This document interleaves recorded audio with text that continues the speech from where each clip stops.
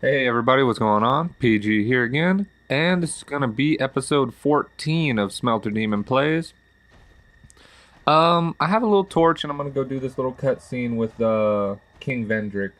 The reason for the torch is because I heard that it goes out when you transfer over into a new area, and I don't know, I just thought it was interesting, so I decided to test it for myself.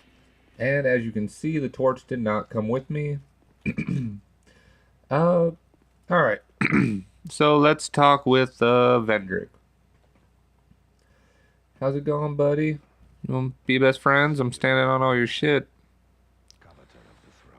All right. So, in terms of added cutscenes, I would say this is really cool. Uh, I don't remember. I think this came out. I want to say like DLC 1. They added this. Because in the original flat game, I don't think you could come in here and talk to him. I don't believe you could, at least. So it's kind of nice. You know, you get to actually see what Vendrick looked like when he was alive. Although he's pretty sad and kind of tired. And I mean, it wasn't very difficult for the game designers because his crown and his all of his gear is already talked about and you already can get it in the game. So it seemed pretty easy. All they really had to do was set the gear up and put an old guy in it. So anyway, here we go, moving on. It's time to open up some gates and get some shit. All right, so when you come over here, there's gonna be some red phantoms, and they're not people. They don't really stun either, which is fucking irritating. Let's see. Yeah, I would just say fucking if you have a decently poise breaking weapon, spam it. This guy has a great shield. He's not gonna parry you. He is gonna fucking be overly aggressive and irritating though. And if you have a quicker weapon or a faster build, always go in for backstabs. Sorry about that. Alright, so as much as I wish that was the only guy here, there's another one. I don't remember where he is. Oh, there he is. Hello, friend. Alright, same deal. I am horrible at bare hand parries, so we'll just pretend that didn't happen. And there we go, there we go, there we go. Use the last little bit of my stamina to either roll away or just, you know, have a little bit left just in case. And he's done. Oh, all right. That was horrible, but, you know, this shit happens. So now we're going to put on the Ring of the King and open up this little gate. And then we will be going into the giant memories or whatever they're called. All right, so here we are, giant memory, the first one.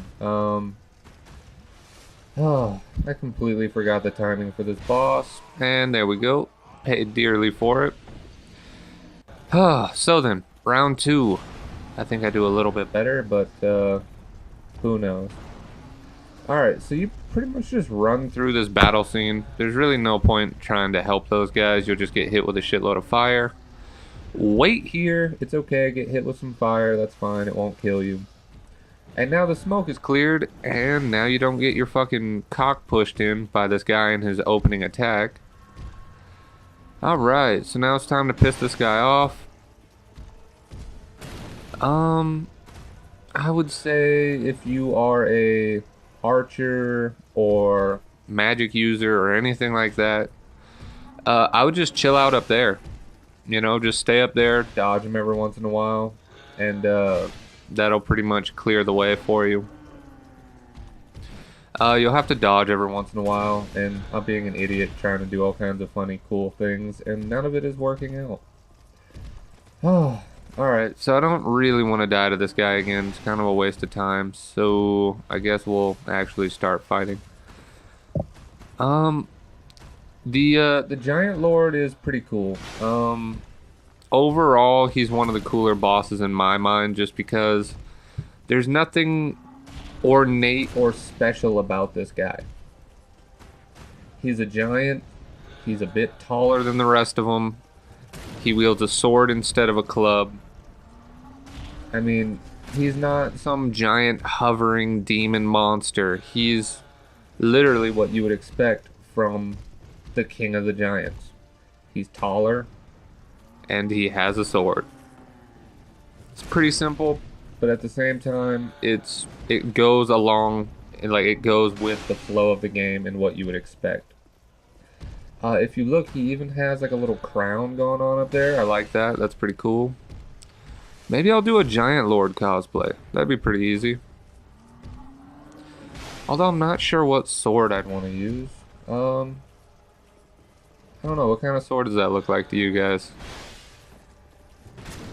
Anyway, that's not important. A side note shit. Anyway, fighting this boss. As you can see, I'm not doing a terrific job of it, but you know, I'm dodging where it matters. Overall, this boss is really fun to play against, and I mean, he's kind of easy to fight, yeah.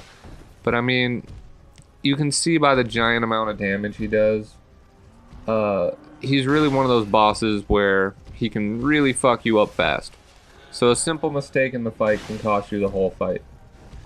So there we go. Gonna do a double. Boom, there you go. Alright, so I think there's only, what, one boss where we forgot to do the ultimate attack to kill? So I think overall I'm doing a pretty good job of remembering to use our ultimate attack to take out all the bosses. Reminder again for you guys, I will not be doing the DLC with this character. If you want to see me fight like the DLC bosses, maybe I'll do it with one of my characters that just hasn't gone through the DLC yet. But to be honest, you know, I'm getting a little tired of using the Smelter Demon Sword. As you can tell by my videos, I love to use multiple weapons, so limiting myself in this way is really tough on me. Because all I can think about is all the different weapons I could be using and all the different styles and things like that. Especially when I get invaded. Oh, the lip of the stairs just barely saved him. Oh, okay, there's a special attack you can do against these guys. I'm not sure how many of you guys have seen it. I really haven't seen anybody do it. I looked it up, and there's like maybe 2 videos out on it where people show what you can do. So anyway, I gotta lower this guy's health a little bit because I want it to kill him. Yeah, whatever, that'll do. That'll do. Alright, so let him do his thing. Make sure he's targeting on me and jump on him. There we go. That's pretty cool. I think it was, at least. I don't really understand why they included that in the game. They didn't have to. It's like how many people have jumped off and tried to attack them like on top of their head and shit like that. But I like it. It was a nice touch. For those of you out there who enjoyed that, I would encourage you to try it. It's kind of like a really fast way to kill the giants. Now I just need to get down without killing myself. So roll. No, didn't roll far enough. That's fine. Yeah, we'll kill these guys. Look at that. Yeah, violence for no reason. And give this guy a little love too. There you go, buddy. Alright, now we're done. Alright, let's get this third giant soul. Yep, there we go. Alright, so we didn't collect these for no reason. It's time to take out a very important character in this game. And we'll be doing it in the Smelter Demon's most pure form. That's right, we have both Smelter swords. We're going to take on King Vendrick. I hope you guys are excited for it. This is one of the cooler fights in the game. You have to kind of fuck him up and knock him around a little bit to get him interested in the fight. And that ought to do it. Yep, there we go. Fog gate goes up. As you can see, we have not done shit for damage to him yet, but that's okay. I'm not too worried about it. Alright, so using both Smelter swords. I think my character has like 70 strength. I don't think that's how much you need to do this. But, you know, it never really hurts to have a crap load of strength, especially when using a sword like this. Alright, so King Vendrick has pretty basic attacks. I don't know if it's because he's undead, or if it's just because that was his fighting style when he was alive. But a majority of his attacks remind me a lot of the first little undead you fight in Dark Souls 1. They have broken straight swords, but they have very similar attack patterns where they're just kind of, their body is just limply going through the motions of a real attack. He is currently holding the ruler's sword, which you can get by using his soul, but we won't be doing that. We have something else in mind for King Vendrick's soul. Let's see, what else? All of his barebone patterns are really easy to avoid. I would say choose one side of his body and stick with it and learn the timing. As you can see, some of the time it looks like I'm rolling a little early, but that's actually the time that you want to roll. He's not wearing any of his armor. It's all kind of like laid out over there in like a pile. What else? What else? There's not a lot to it. He's got his little crown on, which is cute. I'm glad his underwear stayed on. And as you can see through all of this, we have only made it about halfway through his health. So we are doing shit tier damage, I guess. But, you know, that's to be expected. There are a couple people who have videos up of them fighting King Vendrick, and they go through the fight with no giant souls. Now, for those of you who aren't aware, the giant souls I just collected are what allow me to do damage to King Vendrick. I believe it like lowers his defense by like half every giant soul you get or some shit like that. I don't remember. Somebody did the math on it. It was a bit ridiculous. Anyway. Point being, the more giant souls you have, the more damage you can do to King Vendrick.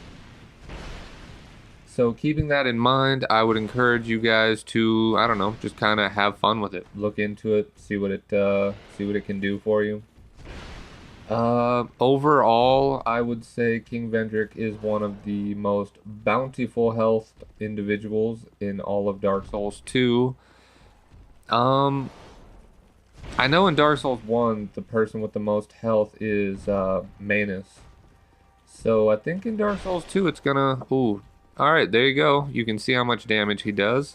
We're gonna heal our weapon and start chugging a little bit. I got a drinking problem. There we go. It's all good. And for those of you guys wondering, I am using the Dranlaic helm right now because why not? You know, he was the king of Dranlaic. He was the ruler and all that. So I figured this would be the best helmet to kind of finish up the game with. I actually think it goes really good with the Smelter Demon set. What else? Let's see here. King Vendrick is an asshole. Obviously, he can kill you very easily. It's another kind of, I would even call it a gimmick fight, where, you know, if you fuck up in the slightest, you lose. Alright guys, so this is going to be the end of episode... Ooh, that was cool. Episode 14. Hope you guys stay tuned. Next episode will be the last episode, and I might do one additional episode after that. Thank you.